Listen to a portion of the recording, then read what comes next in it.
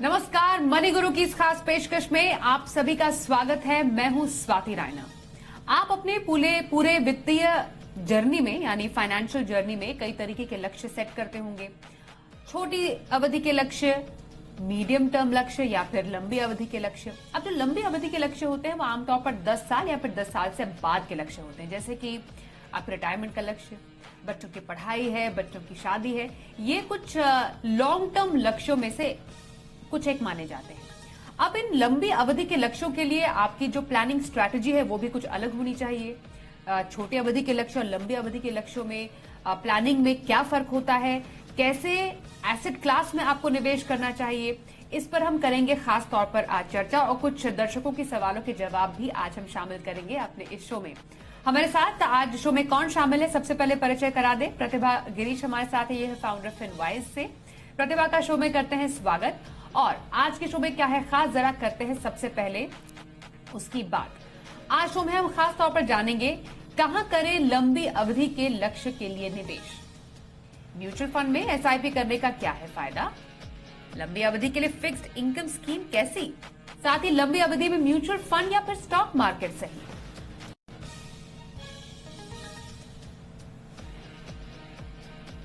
तो लंबी अवधि का निवेश यानी लंबी रेस का निवेश, ऐसा निवेश जो सालों साल आपके साथ तो रहता ही है पर आपके निवेश पे अच्छा रिटर्न भी देता है। तो ऐसा लंबी रेस का निवेश कैसा हो, यही मैं प्रतिभा आपसे सबसे पहले समझना चाहती हूं। जब हम लॉन्ग टर्म इन्वेस्टमेंट प्लानिंग की बात करते हैं तो ऐसे बहुत सारे इन्वेस्टमेंट प्रोडक्ट्स हैं जो म्यूचुअल फंड की कैटेगरी में भी आते हैं, मतलब इक्विटी में आते हैं।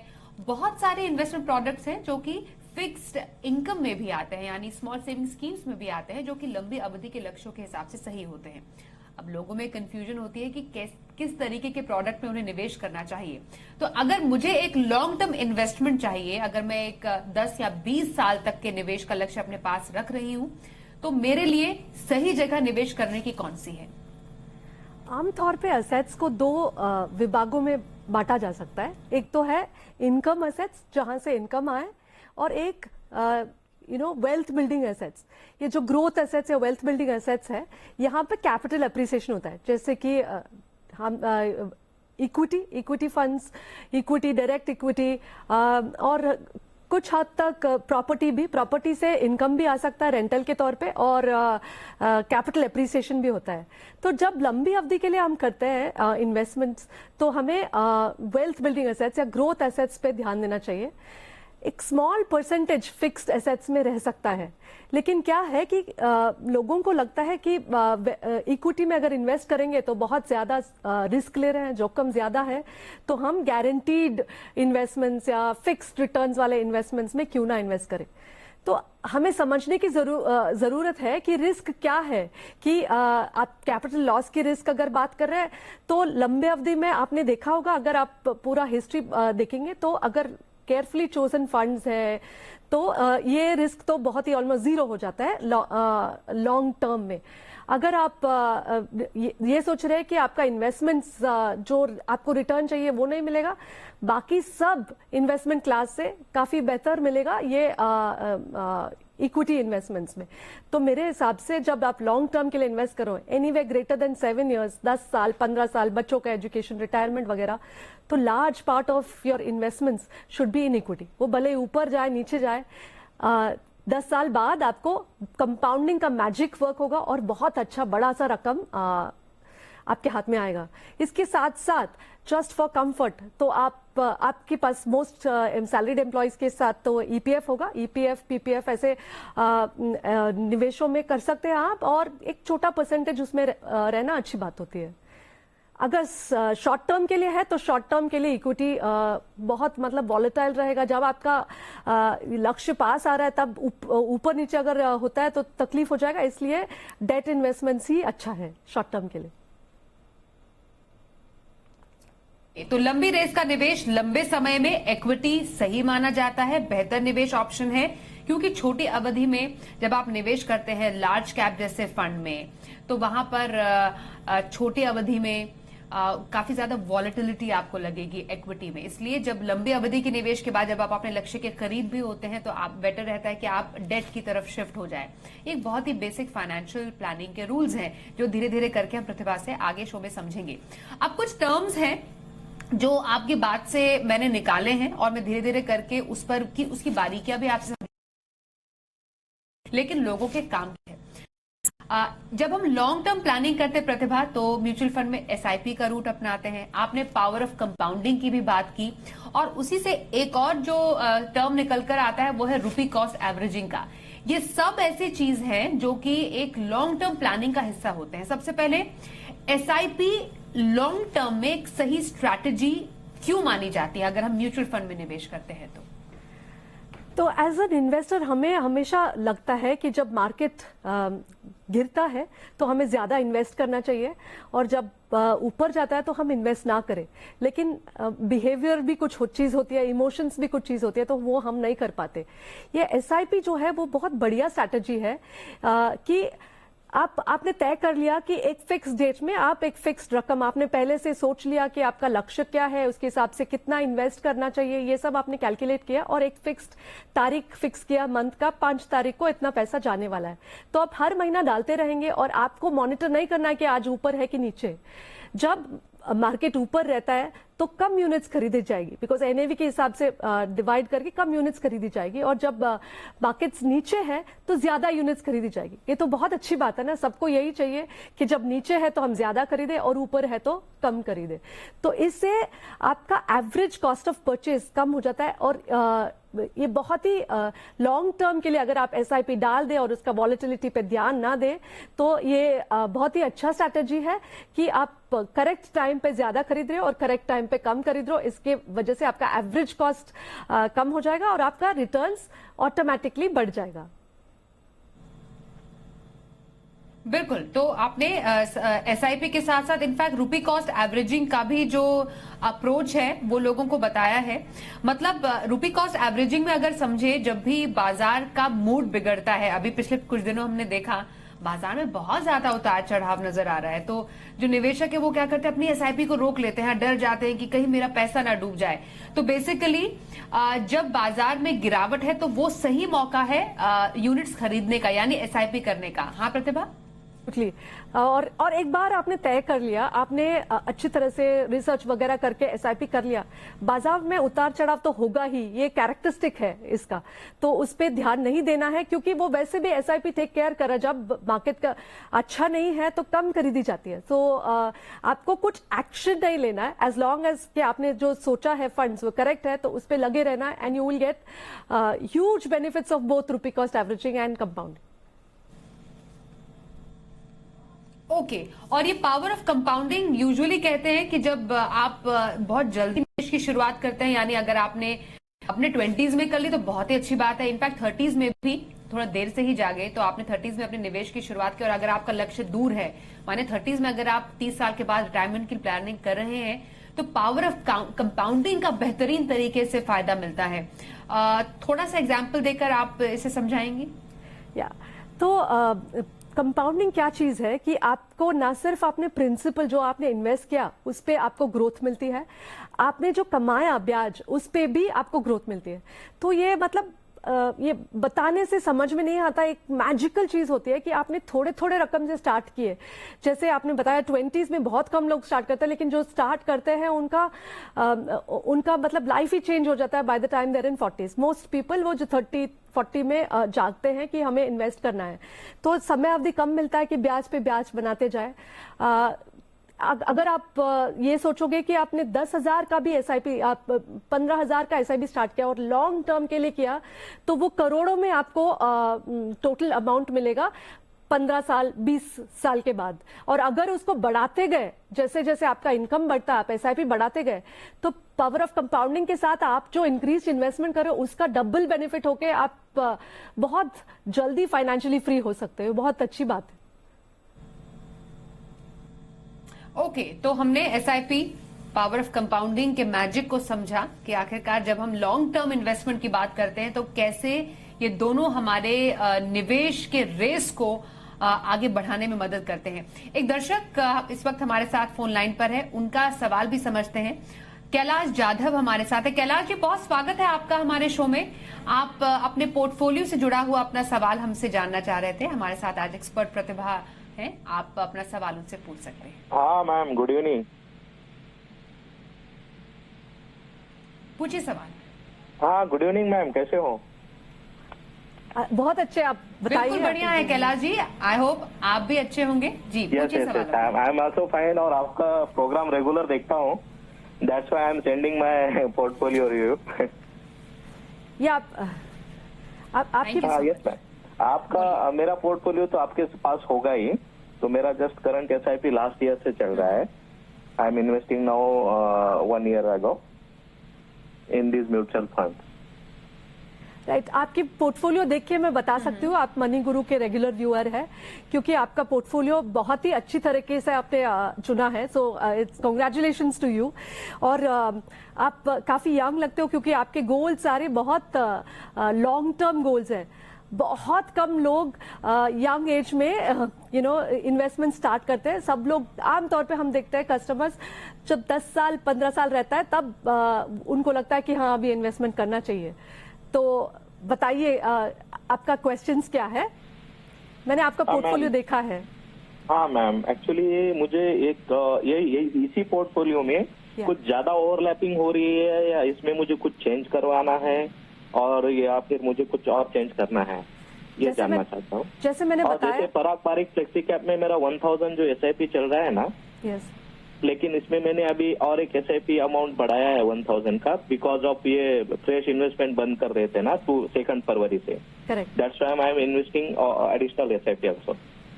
आपका जो फंड सिलेक्शन है वो एकदम बहुत अच्छी तरह से आपने सोच समझ के किया है। आई डोंट रेकमेंड कि आप कोई भी फंड चेंज करें, ओवरलैप नहीं है। नंबर 2, एसेट एलोकेशन जो होता है, हम जो बताते हैं कि एसेट एलोकेशन फ्लेक्सी कैप में ज्यादा होना चाहिए, लार्ज मिड कैप में होना चाहिए। आपका एकदम परफेक्ट है। लार्ज कैप में 65% आपका लार्ज कैप में है आज की तारीख में, which is a good story.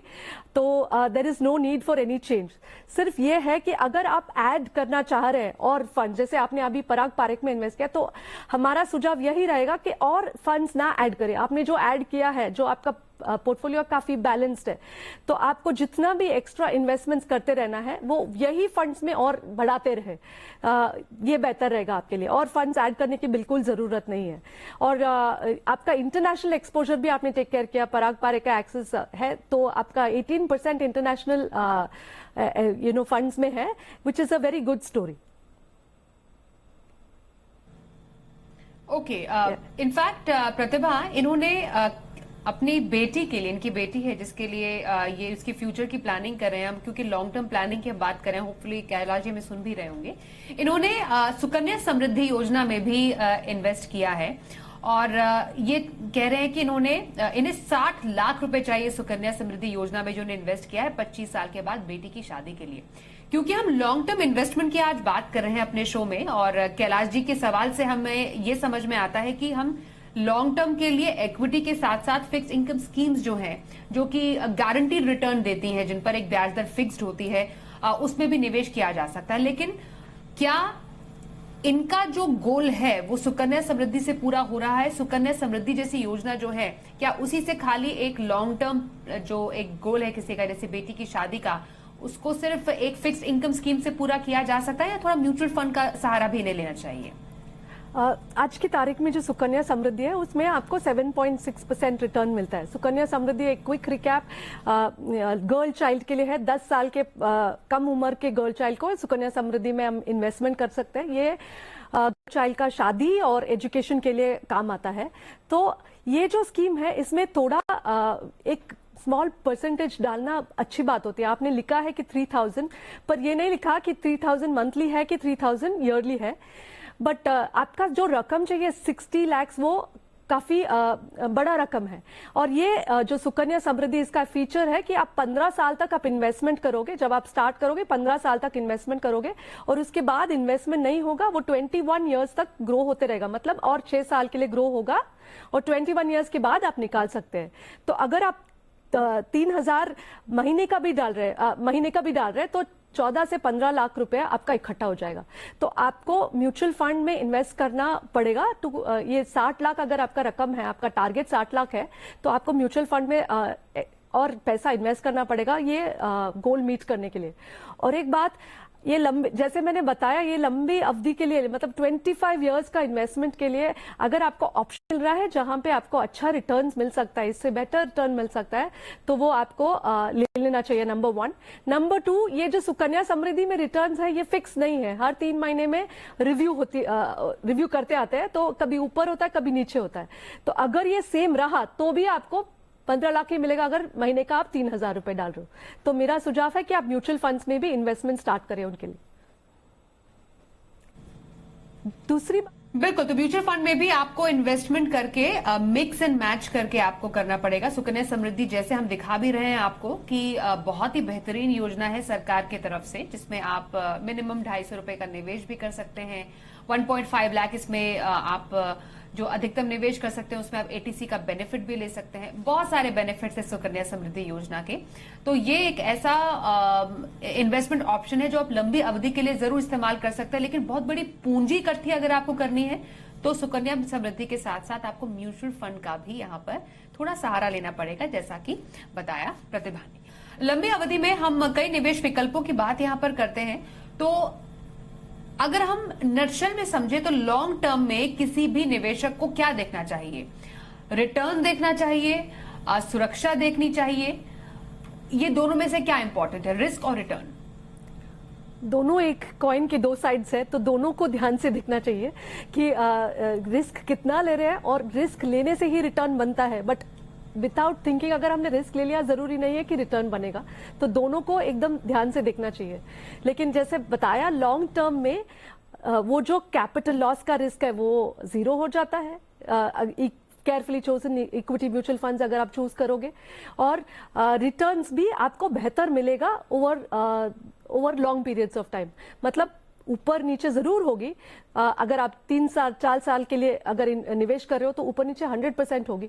लेकिन अगर लॉन्ग टाइम के बाद देखोगे तो आपको वो मैजिक नजर आएगा कि रिस्क काफी मिनिमाइज हो गया। शॉर्ट टर्म में वो वॉलेटिलिटी भी एक रिस्क होता है कि जब हमको चाहिए पैसा तब मार्केट डाउन है। बिल्कुल, एक और इन्वेस्टमेंट प्रोडक्ट है पब्लिक प्रोविडेंट फंड। हम जब भी निवेशकों से बात करते हैं प्रतिभा, तो जो लंबी अवधि के उनके इन्वेस्टमेंट होते हैं उसमें वो पब्लिक प्रोविडेंट फंड, क्योंकि बहुत ही फेमस प्रोडक्ट है, 15 साल का लॉक इन है और उसमें एक गारंटीड रिटर्न मिलता है जब भी उसके जो ब्याज दरें सेट होती हैं।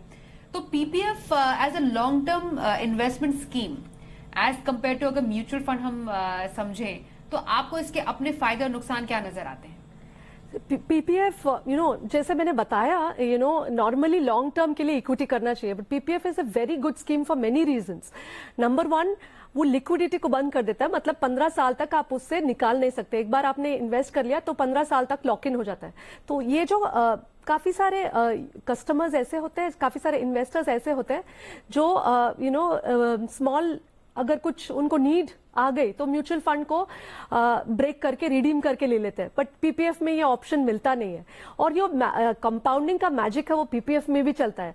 आप स्मॉल रकम इन्वेस्ट करोगे और वो बहुत बड़ा बन जाता है, बिकॉज कंपाउंडिंग का मैजिक उधर भी चलता है। गारंटीड रिटर्न है, इसलिए थोड़ा बहुत रिटर्न्स कम हो सकता है लॉन्ग टर्म में, but it is a very good asset. तो इट इज नॉट कि म्यूचुअल फंड करना चाहिए कि पीपीएफ भी होना चाहिए, लेकिन सिर्फ पीपीएफ, सिर्फ डेट नहीं होना चाहिए। एक स्मॉल हिस्सा 20-25% जो रिटायरमेंट का है वो डेट में रखना जरूरी है। ईपीएफ, पीपीएफ इस 25% कैटेगरी में आता है, तो पीपीएफ करना जरूरी है और उसके साथ म्यूचुअल फंड्स भी करना जरूरी है।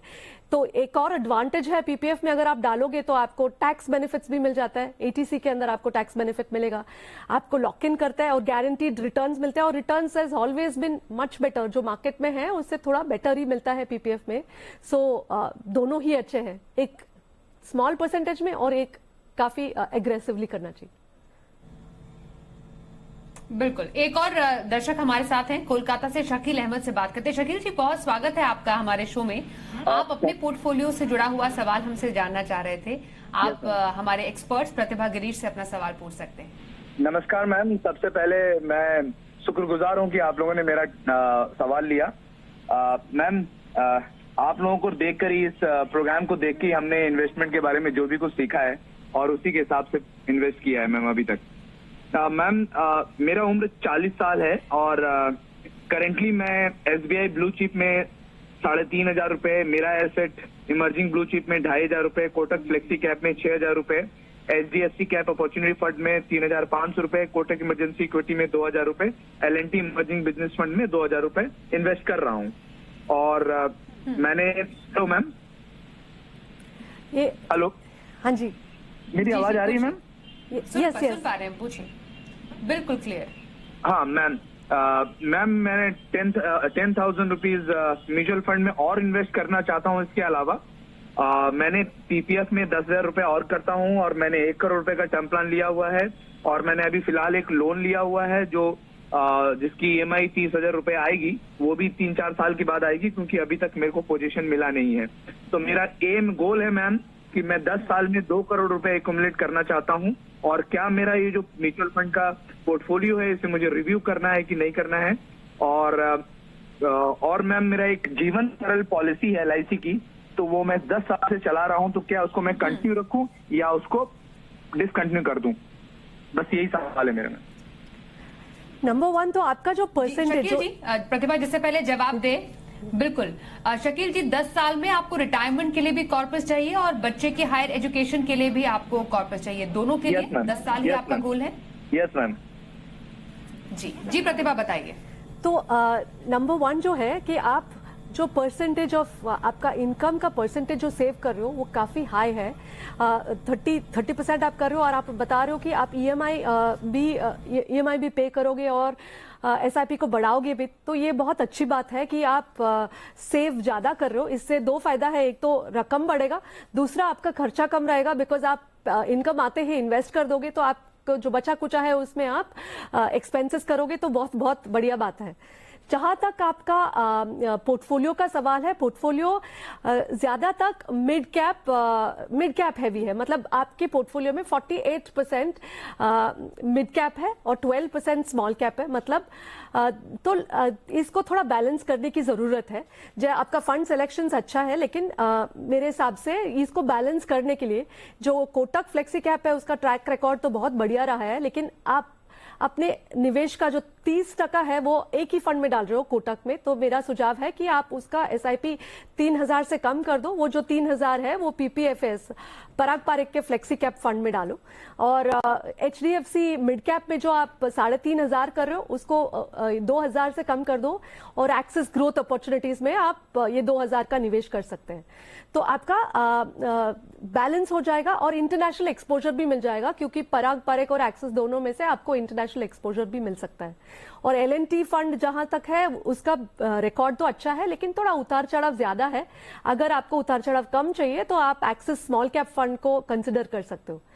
At all points of time आपको ये ध्यान रखना है कि 40% आपका जो इन्वेस्टमेंट्स है वो फ्लेक्सी कैप में जाए, बाकी 30% लार्ज कैप में और 30% लार्ज और मिड कैप में। जो हमने सुझाव दिया है यही ध्यान रख के हमने सुझाव दिया है कि आप ये चेंजेस कर सकते हो अपने पोर्टफोलियो में। इससे आपका इंटरनेशनल भी एक्सपोजर आ जाएगा। जहां दूसरा सवाल था आपका कि रिटायरमेंट के लिए आपको और के बच्चों के लिए आपको 1.5 करोड़ इकट्ठा करना है 10 साल में। जैसे आप अभी इन्वेस्ट कर रहे हो 19,500 आप इन्वेस्ट कर रहे हो और आप 10,000 महीने का PPF में भी इन्वेस्ट करो, तो ये कुल मिला के PPF से आपको 17 लाख तक मिल जाएगा और बाकी 85 लाख तक आपको बन जाएगा। 10% अगर रिटर्न मिलता है 10 साल तक करते रहोगे तो क्लोज टू 1 CR आपका ये इन्वेस्टमेंट से बन जाएगा। तो अगर ये आपको 1.5 चाहिए तो आपको इन्वेस्टमेंट्स बढ़ाने की जरूरत है, लेकिन आप फंड्स ना बढ़ाए। जितना फंड्स आपके पास है वो अच्छे फंड्स है, ये बैलेंस करने के बाद उसी फंड्स में आप निवेश ज्यादा कर सकते हैं। एक है कि आप अगर आपका कैश फ्लो ज्यादा है, अभी है आपके पास एक्सेस, तो आप इन्वेस्ट करें। दूसरा, आप हर साल आपका इनकम तो बढ़ता ही है, जितना इनकम बढ़ता है एटलीस्ट 10% मिनिमम रखो कि आप SIP को बढ़ाओगे हर साल। उससे भी आपका ये जो गैप है जो आपको चाहिए 1.5 CR और आपको मिल रहा है 1 करोड़ तक मिल जाएगा, जो आप जैसे आप आज के तारीख में कर रहे हो वो गैप ब्रिज हो जाएगा।